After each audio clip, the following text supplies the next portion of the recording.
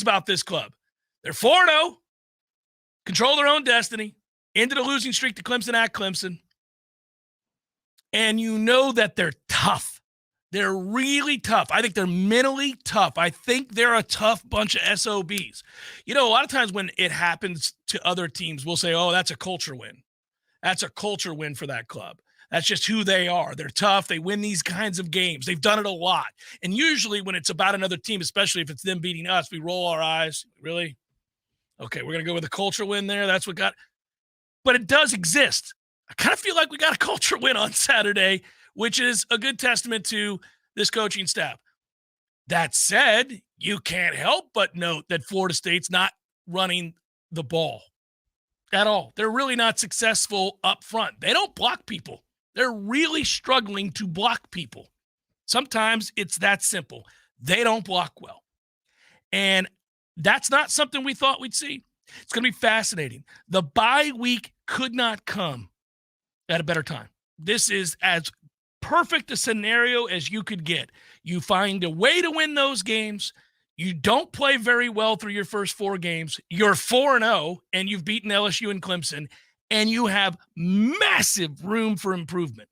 And now this gets really intriguing because, to me, my opinion is Jordan Travis is clearly not healthy. He hasn't played very well. He's not healthy. Can he get healthy? I don't know. I guess so. I mean, let's see. I mean, he's got this week off, basically.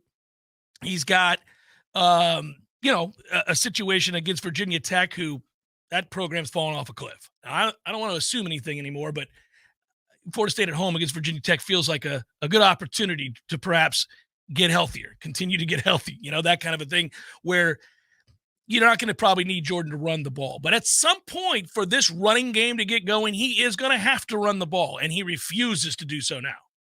He will not run it.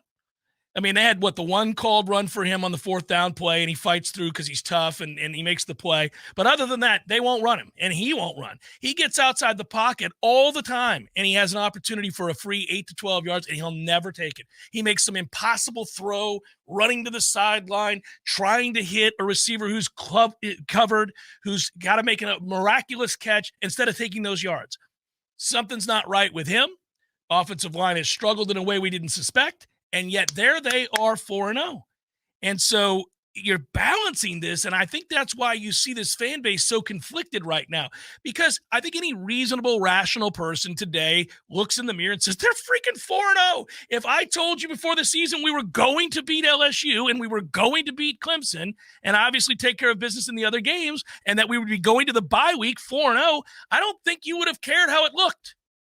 You would have just said, okay, 4-0. We're 4-0. Suck it. That's it, 4-0. And you suck it, Clemson. Yeah. And that's exactly where you'd be. And you'd be right to say that. You'd be right to say that. You'd go, you know what? They are 4-0. And they beat the 2 teams on their schedule. We knew this was a tough slate to start the year. You're going to have to play those games. You're going to have to win those games, at least one of them. And they won both of them. And then now you kind of go and you exhale and you realize that that's a real thing, that they've won those games and they have found a way. And then you also realize something else to be true. They got to get better. They got to get a lot better because they won't go undefeated and they won't win their games that we're expecting them to win if they continue to play that way. They don't really have, that I can tell, an offensive identity. I called you after the game, we talked some on the pregame show as well. And I said, I'm beginning to wonder when Mike will begrudgingly come to the conclusion, because I don't think this is what he wants, begrudgingly come to the conclusion that they got to throw the ball 40 times. They just got to start throwing the ball. You've got a mismatch across the board if you play all your wide receivers and tight ends. You've got dudes that will win one-on-one battles. Does that include slot receivers?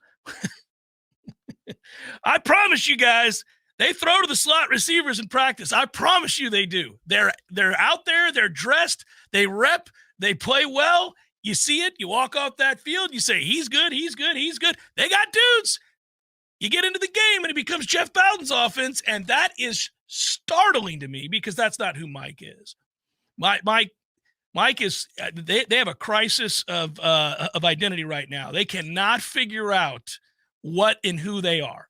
And it probably has a lot to do with a myriad things that aren't working the way he thought they would, and they're mixing and matching and trying to figure out what this can be and what this is. At the end of the day, in this game, it became evident that, okay, we can't run the ball, but we still have to show it to try to keep Clemson honest and maybe to throw play action off of it later, things you do. But, okay, we're gonna give you a little sampling of this, even though we know it's not going to work because I can't get my quarterback killed. He's already getting hit incessantly. So I got to give you some of this run and just hope like hell at some point we make a play. We never really did.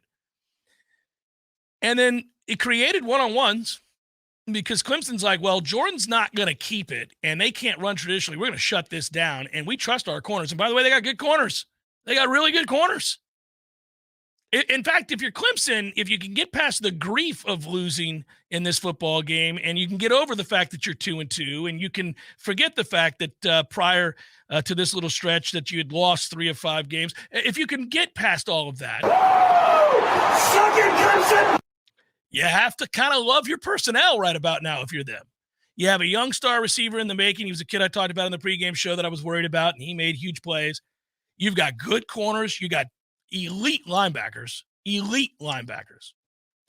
You've got probably an answer. I think now you got a kid at quarterback who you like, and I think you're going to like your coordinator. So anyhow, moving forward, Clemson probably feels pretty good.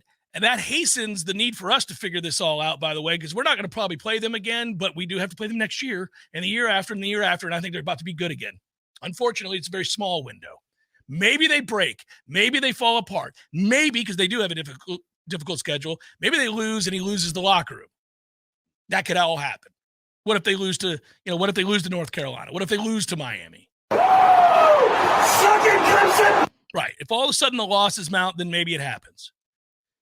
But back to us, because that's all I really care about. We got to remedy some things, but I, at the same time, want to revel in the fact that they won these games, that they needed to win these games. They did win these games. They've won a lot of games in a row, 10, in fact, in a row.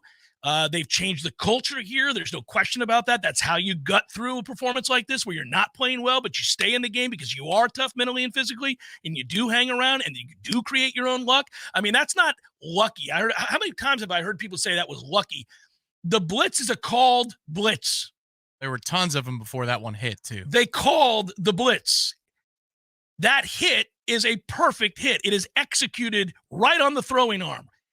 Blows him up without committing a penalty. Creates the turnover because of the blitz. The scoop and score, okay. Ball bounces a lot of ways when fumbles happen. This one bounced your way, but you created that with the pressure. Now, I could point out a lot of game-changing plays. Yeah, their kid missed a field goal, but what are their dumbasses doing calling a guy in New York City the week before a game like this? Come on down and let's make this the feel-good Hollywood story of the year. Screw your Hollywood ending.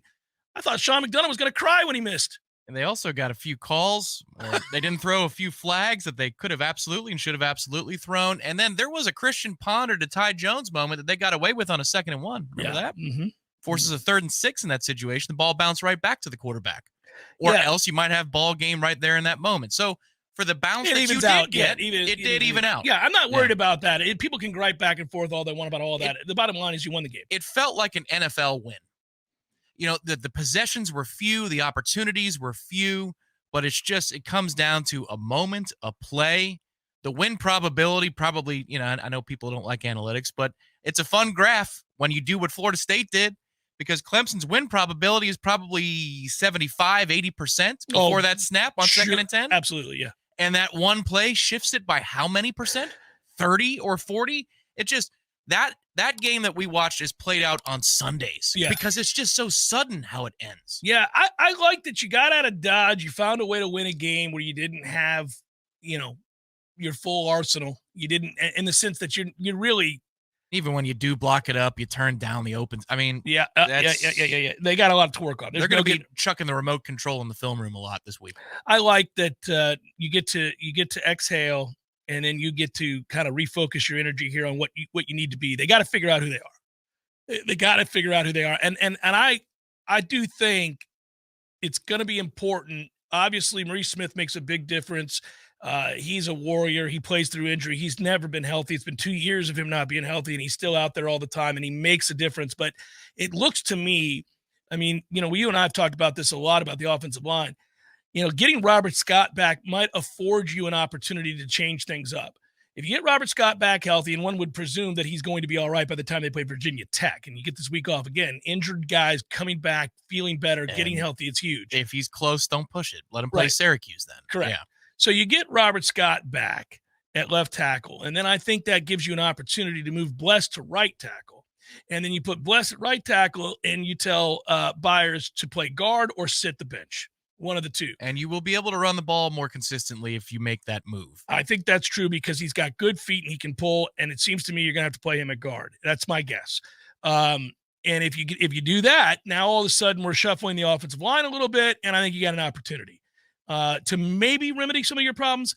But to truly remedy your problems, you're going to have to run the ball with Jordan Travis. It opens everything else up. Nobody thinks he's keeping the ball because he's not keeping the ball.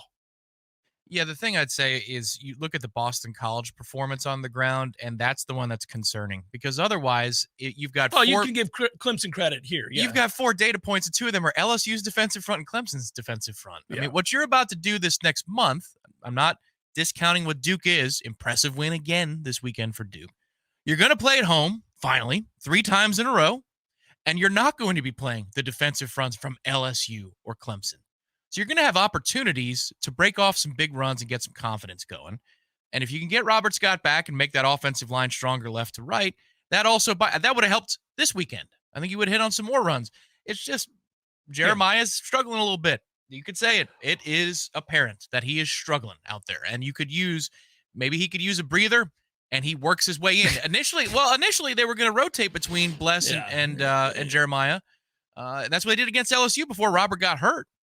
If you want to rotate guys in and out, that's what they do with Keandre Jones, then maybe you're stronger for it across the board. But Bless at right tackle changes the running game by itself. Well, I think they're going to have to shuffle some things there. I thought the whole use of personnel across the board has been interesting. It's the use of some guys, the non-use of other guys, the rotation defensively. I find it all fascinating. I really am having a hard time putting my finger on it. I think, and we can talk about the defensive side of the ball, which made great adjustments at halftime. Tired of having to make drastic adjustments at halftime because we come out the gates with not knowing. See how easy it is. See how easy. Oh, you can spiral really fast. Yeah, you can. Yeah. You can.